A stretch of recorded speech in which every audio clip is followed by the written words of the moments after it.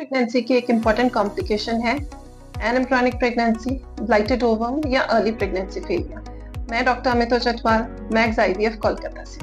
आज हम ब्लाइटेड ओवम के विषय में बात करेंगे। ये ब्लाइटेड ओवम होता क्या है?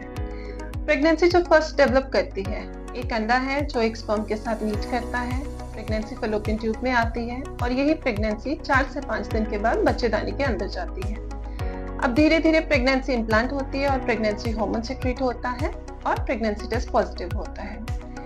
ये टेस्ट पॉजिटिव होने के बाद हम जब फर्स्ट अल्ट्रासाउंड ऑफर करते हैं, जो प्रेगनेंसी के 6 हफ्ते में होता है, प्रेगनेंसी का जो फर्स्ट साइन हमको अल्ट्रासाउंड पे दिखता है वो है बच्चेदानी के अंदर एक छोटी पानी की थैली। इसको हम बोलते हैं जेस्टेशनल सैक। इसके 4 से 5 दिन के बाद एक और छोटी पानी की थैली देखते हैं जिसको बोलते हैं यॉर्क सैक। ये जो जेस्टेशनल सैक है, ये पानी का घर होता है जिसमें बेबी डेवलप होगा। इसके 1 वीक के बाद जो कि अप्रोक्सीमेटली 6 वीक्स है, फीटल पोल बेबी दिखता है और इसके अंदर बेबी का हार्ट रेट आ जाता है। तो कई बार जब हम फर्स्ट स्कैन करते हैं, जो इंटरनल सोनोग्राफी, ट्रांसवेजाइनल सोनोग्राफी के माध्यम से 6 वीक्स पे होता है, और पेट के ऊपर से अगर स्कैन करते हैं 7 वीक्स पे, हमको प्रेगनेंसी ठीक से दिख जाना चाहिए।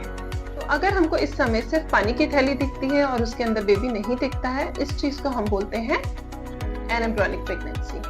तो क्या एक ही स्कैन से हम कंफर्म कर सकते हैं कि ये एनेम्ब्रियोनिक प्रेगनेंसी है कि नहीं? इसको कंफर्म करने के लिए आइडियली हमको 2 हफ्ते के बाद रिपीट स्कैन करना है, जिसमें हमको दोबारा देखना है कि बेबी की डेवलपमेंट हुई है कि नहीं। अगर रिपीट स्कैन में देखा जाए कि नहीं, बेबी नहीं दिख रहा है, इसका मतलब है कि प्रेगनेंसी आई है, बट वो ठीक से एक बेबी फॉर्मेशन की तरफ नहीं डेवलप कर रही है। How common is it? अगर हम आंकड़े के हिसाब से देखें तो अगर फर्स्ट 3 मंथ्स जो प्रेगनेंसी के हैं, उसमें से 50% अबॉर्शन का कारण ये ब्लाइटेड ओवम ही होता है। इसका रिकरेंस रेट क्या है? अगर एक प्रेगनेंसी में ये हुआ है, नेक्स्ट प्रेगनेंसी में होने की इसकी संभावना कितनी है? अधिकतर जितने प्रेगनेंसीज के बाद आते हैं, आपके ज्यादा चांसेस हैं कि प्रेगनेंसी नॉर्मल ही होगी। इसके रिकरेंस के चांसेस 3 to 4% है। क्या वो कारण है जिसके चलते एक प्रेगनेंसी ठीक से नहीं डेवलप करती है? इसका एक कारण हो सकता है कि एम्ब्रियो ठीक नहीं है।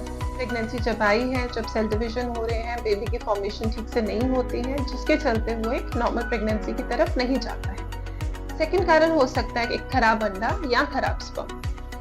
इसकी ट्रीटमेंट क्या है? अगर हम एनेम्ब्रियोनिक प्रेगनेंसी डायग्नोज कर लेते हैं और ये अर्ली स्टेजेस में है, उस समय दवाई के माध्यम से प्रेगनेंसी को क्लियर आउट किया जा सकता है। बहुत सारे कपल्स ये जानना चाहते हैं कि अगर हम इसके बाद भी 2 हफ्ता वेट करें, वो क्या उचित है कि नहीं। हम 2 हफ्ता वेट कर सकते हैं और ये 2 हफ्ते के अंदर पेशेंट को ये जानना जरूरी है कि कई बार इसमें ब्लीडिंग होने का संभावना हो सकता है। For any further information, please put on your comments.